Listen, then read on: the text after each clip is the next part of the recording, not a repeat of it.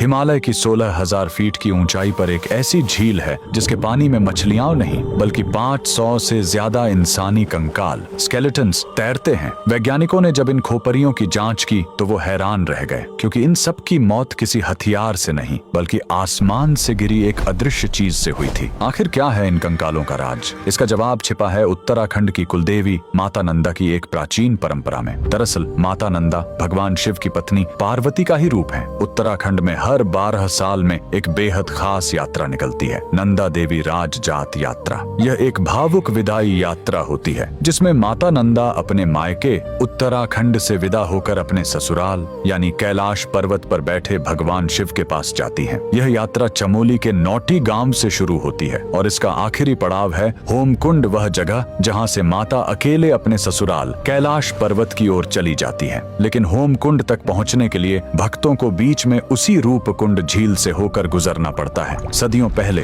कन्नौज के राजा जसधवल ने इसी पवित्र यात्रा में शामिल होने की ठानी, लेकिन राजा को अपनी सत्ता का अहंकार था। वे भक्ति भाव से नहीं बल्कि पिकनिक मनाने के अंदाज में गए। नियम तोड़ते हुए वे अपने साथ गर्भवती रानी, नाचने गाने वाली नर्तकियां और जोर जोर से बजते ढोल नगारे लेकर पहाड़ पर चढ़ने लगे। माता नंदा अपनी विदाई के वक्त यह अपमान और शोर शराबा सह नहीं पाई। जैसे ही राजा का काफिला रूपकुंड झील के पास पहुंचा, देवी का प्रकोप टूट पड़ा। अचानक आसमान काला हो गया। बारिश नहीं बल्कि लोहे जैसे सख्त और भारी ओले गिरने लगे। वो ओले क्रिकेट की गेंद जितने भारी थे। वहां छिपने की कोई जगह नहीं थी। वो ओले सीधे राजा और उसकी सेना के सिर पर गिर रहे थे। देखते ही देखते राजा, रानी और उनके 500 साथी वहीं बर्फ में दफन हो गए। सैकड़ों साल बाद जब 1942 में वहां बर्फ पिघली तो दुनिया ने देखा कि झील कंकालों से भरी पड़ी है। और जब फॉरेंसिक जांच हुई तो वैज्ञानिकों ने पुष्टि की कि इन सभी खोपरियों में दरारें थीं जो ऊपर से किसी भारी गोल चीज ओले के गिरने से ही आई थीं।